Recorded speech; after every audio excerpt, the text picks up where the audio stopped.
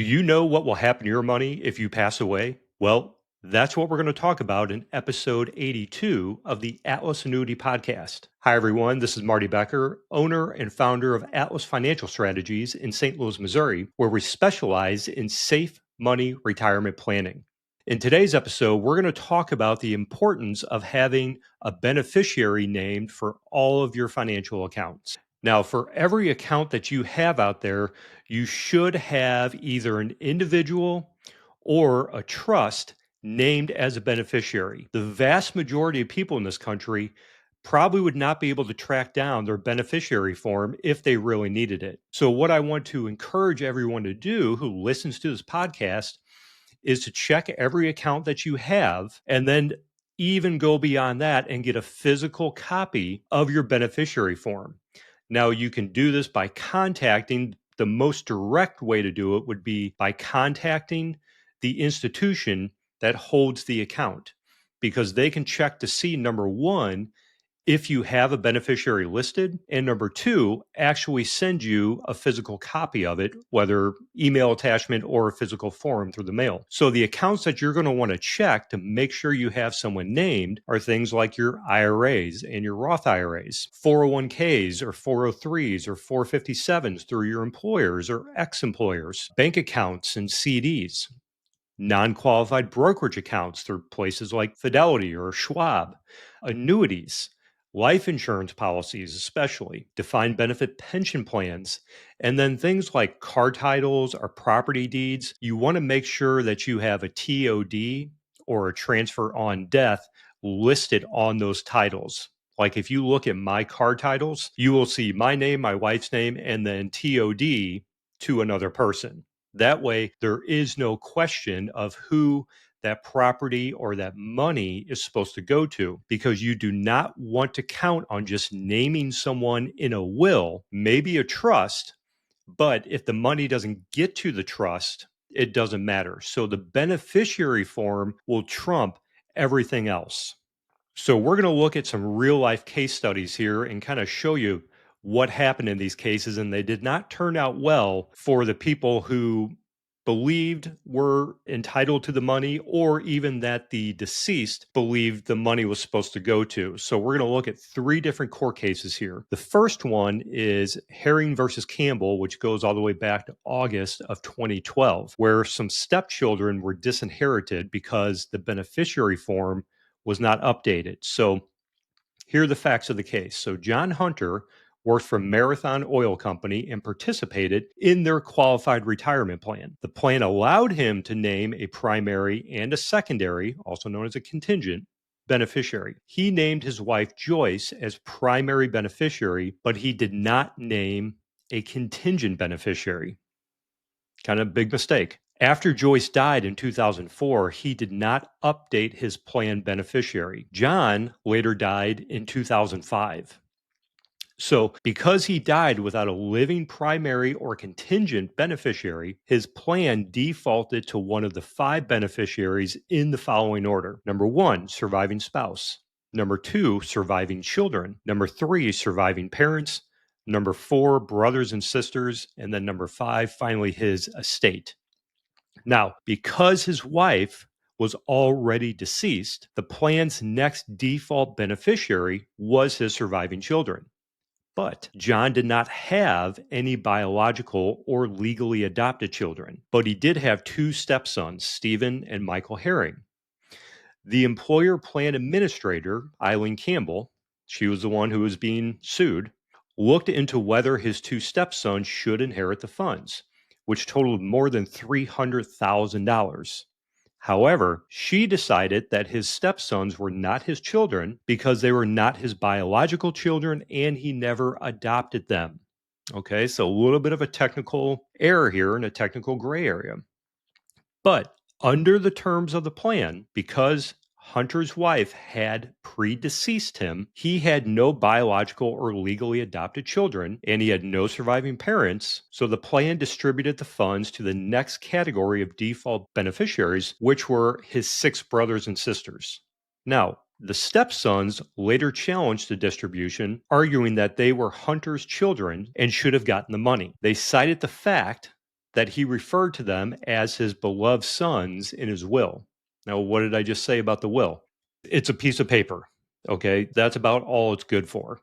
So we want to make sure that you have specific people or a specific trust listed as a beneficiary. Now, the original decision from the lower court was that the plan administrator was wrong by giving the money to the siblings. So the first court, a district court, ruled in favor of the stepsons and concluded that the plan administrator abused her discretion by failing to consider the stepsons. By claims of adoption, the plan administrator then appealed the district court's ruling. That's the fun thing about the legal system. You get a ruling that is in your favor, but guess what? It always was against someone else's favor. So we have these great things called appeals.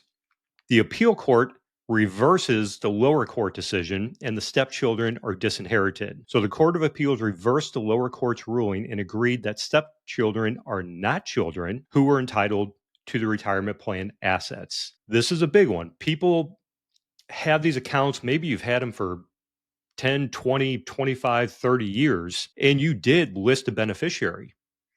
Is that beneficiary still around? Are they alive even? Or if they were a spouse, are you still married to them? Parents, brothers, sisters, maybe a trust that was dissolved. You need to check up on these things, okay? So the next case we're going to look at here is Kinder Morgan Inc. versus Joanne Kraut. So Danny Lee Kraut was an employee of Kinder Morgan and participated in the savings plan, a government plan that's governed by ERISA. Okay. Mr. Kraut died in 2016, leaving a surviving spouse, Joanne Kraut, and 3 children. As required by ERISA, the Kinder Morgan plan provided that a married participant may not name a non-spouse plan beneficiary unless the spouse consents in writing to that designation. So right there, that's a big thing because there are a lot of states out there. I know Texas, Washington, I think like Wisconsin, and a handful of others. If your primary beneficiary is not your spouse, okay, if you're married and you do not list your spouse as the primary beneficiary, your spouse has to sign off that she or he is not being listed as the beneficiary. Okay. So that's kind of an uncomfortable conversation if you're trying to, sidestep someone. So the plan also specified in the absence of a beneficiary designation, the participant's benefit would be paid under the following order and priority, just like the previous case: surviving spouse, surviving children, surviving parents. And in this particular plan, it doesn't list any siblings in order, but then it goes to the participant's estate. And that's a nightmare by itself. You don't want that. But after Mr. Kraut's death, the 3 Kraut children and Mrs. Kraut each made claims to his benefit. The children argued that Mr. Kraut had designated them as beneficiaries. They further contended that the Kraut marriage was invalid and that Mr. Kraut had designated them as beneficiaries in a prior retirement plan, which had merged into the Kinder Morgan plan. Now, I don't know if this was like a second marriage, but these 3 kids, I mean, if that was their mom they were trying to screw over there, that's a dysfunctional relationship at best. And then finally, the 3 kids, claim that the beneficiary issue should be decided by a state probate court. Big mistake, not by the federal court. Mrs. Kraut argued that Mr. Kraut had made no beneficiary designation and therefore she was entitled to the funds. Here was the court ruling. The Fifth Circuit ruled that Mr. Kraut's benefit should be paid to Mrs. Kraut because he had not designated a planned beneficiary. The court found the Kraut children had not offered any evidence that the prior retirement plan in which Mr. Kraut named his children as beneficiaries had merged into the Kinder Morgan plan. They also failed to produce any evidence that the Kraut marriage was invalid. So this is an extremely dysfunctional case here. Totally could have been avoided if the beneficiary form had been filled out. Okay, and then the final case we're going to look at here is Elroy Earl Morris, sounds like a Southerner, versus Commissioner. Okay, and this was from April 2015. So in a recent tax court case, a taxpayer failed to properly report distributions taken from his father's IRA that were in accordance with what he believed were his father's wishes given to his siblings. So here are the facts of the case. Elroy Morris was the sole beneficiary of his father's IRA. In 2011, his father died, and Morris elected to take a lump sum distribution from the IRA. The IRA custodian issued a 2011 Form 1099-R. So anytime you take a withdrawal from a tax deferred account, you're going to get one of those. And that showed a little bit over a $95,000 distribution coded as a death distribution. So Morris served as a personal representative of his father's estate.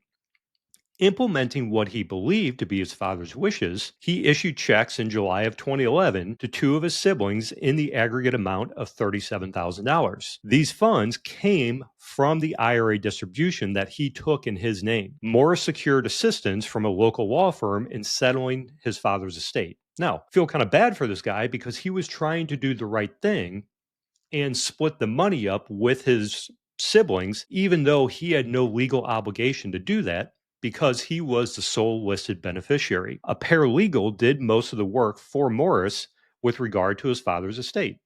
At one point, the paralegal told Morris that there would be no tax due on the IRA distribution. Wrong. We talked about this in the last episode. The IRS is going to get their money, whether they get it from the person who started the account or the person who inherited the account. If there have been no taxes paid on that money, it's going to get paid at some point. Evidently, she meant that there would be no federal estate tax or state inheritance tax due. But Morris understood her to mean that no tax of any kind would be due. Wrong. A little naive on his part. But, if you're getting that information from kind of an authority figure, like a paralegal or an attorney, I can see the misinterpretation. But when Morris filed his federal income tax return for 2011, he did not report the IRA distribution as income. The IRS sent him a notice of deficiency determining that the IRA distributions constituted taxable income. Morris brought the case to the tax court, which is pretty much going to be a loser anytime you go up against the IRS. Just a heads up. Very far and few between somebody who wins a case against them. Here's the court's decision. Morris argued that it would be inequitable to hold him solely liable for the income tax on the IRA distributions because he voluntarily shared the proceeds with his siblings from whom he is unlikely to recover anything. Now that kind of sucks. That's kind of a screw you, brother type of situation. They should have ponied up and paid their share of the taxes, especially, like I mentioned, he had no legal obligation to give them anything. He further contended that he was disadvantaged by what he believes was erroneous advice from the law firm that assisted him in settling his father's estate. The court rejected both arguments. While the court admitted Morris acted honorably, let's see what he got for doing that, unfortunately, that was not enough for him to avoid being held responsible for the taxation of the IRA distribution. So this guy did the right thing, which good for him, but then his siblings screwed him over and didn't pay their share of the taxes. Now, there are several lessons to be learned from his unhappy outcome. One, review IRA beneficiary designation forms, which is why I'm making this podcast. This is what we're talking about.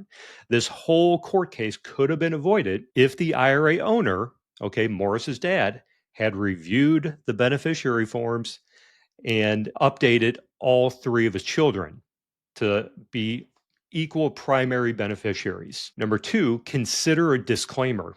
If you ever find yourself in this situation where you have a parent who left all the money to one of the kids and there's multiple siblings, if you are that person who inherits the IRA and you want to do the right thing, which I would highly encourage, I would do the same thing for my brother and sister, and I would hope they would do it for me. But if you are the only person named in that beneficiary form, consider a disclaimer. Morris could have executed a qualified disclaimer on the portion of the IRA he did not want. So basically, that means he's saying, I don't want this money. I'm not accepting it. I'm not taking possession of it. Okay, he would have filled out a disclaimer, and then it could have got worked out to where his siblings would have been named for the remainder of the money. So there's no way to know for sure, but it's possible that by disclaiming, Morris would have been able to have his father's IRA flow to his father's estate and then ultimately to his siblings. Could have saved everybody a lot of grief. And then be careful with legal advice. Okay. Morris claimed to be receiving advice primarily from a paralegal at a law firm handling his father's estate. His communications with her were less than completely clear, and he misunderstood the tax consequences of the IRA distribution. And remember, many attorneys, even estate planning attorneys, are unaware of the special rules and tax provisions that apply to IRAs and other retirement accounts. This is something that you would most certainly want to get some sort of IRA expert involved with, or a CPA. Okay, when it comes to taxes, and after attending this Ed Slott IRA seminar, it made me realize there are a lot of nuances in these distribution rules, especially depending on what type of account the money's being held in, meaning an IRA or a Roth or a 403 or a 401. They all have very nuanced rules about them. The overarching theories and laws behind them are pretty much the same, but each one has a little bit of a nuance to it, okay? So you want to be super, super careful when leaving money behind, or if you are the beneficiary inheriting money that has been left behind. Okay, so again, what is the point of me making this episode? It's mainly to, again, get your head in the game here. Okay, I'm sure you have accounts that you name beneficiaries for, but it's been decades since those beneficiary forms have been viewed. Go back, check all your employer retirement accounts, check your IRAs, check your brokerage accounts, check your bank accounts. Annuities, the great thing about them is you have to fill out a beneficiary form during the application process. Now, if you have annuities or you're a client of mine, we did name a beneficiary. There is no doubt about it. We had to. If you're wondering who it was, if maybe you forgot, the easiest way to do that is to log into your client portal, and you should be able to find who's listed as your beneficiary. You can bypass a step by contacting me. I'm happy to help anybody who calls. You could bypass that step because obviously it's going to take me a little bit to get back to you, get that information, get the form. Call a customer service number. It's no different. Same with your brokerage account, your bank, so on and so on. If you have titles to property, make sure a TOD is listed, a transfer of death. Okay. But with the annuities, life insurance, things like that, we have to name a beneficiary at the application process. That is one of the great things about them. And all those things, they will bypass a will, they will bypass a trust, they will bypass probate, which you most certainly want to avoid at all costs. Very, very close individual to me went through probate because beneficiaries were not named. Then you have people making claims against the estate, and you're talking tens of thousands, if not hundreds of thousands, in attorney fees to get it all sorted out. Name a beneficiary, name a contingent beneficiary, and then make sure you have physical copies in your worst case scenario folder. Okay. I keep an envelope in my desk drawer for my wife labeled just in case, meaning just in case Marty gets hit by a bus. This is where you need to go. And these are the people you need to call. Okay. So, guys, was this annuity specific? Yes and no. Again, this podcast is meant to be an overarching financial education podcast that is focused around safe money financial products, which my wheelhouse is annuities. Now, if you're new to annuities and you have questions about them, I would say the best thing you can do right out of the gate is to go and watch my video series, 20% More Spendable Income in Retirement. That will give you a pretty good understanding of what these things are and how they work. And then if you have questions about your specific situation, go to atlasannuity.com and book a short Zoom call with me so we can get your questions answered. And again, if you're finding this information helpful, do us a favor because it helps us get more exposure in these weird algorithms. Subscribe to the YouTube channel, subscribe to the podcast, give us a thumbs up or a like, and then share the information with someone that you think could benefit from hearing it. And as always, I want to thank you for joining me. This has been episode 82. Again, my name is Marty Becker. Wishing you all the best in your financial education. We'll catch you in the next episode.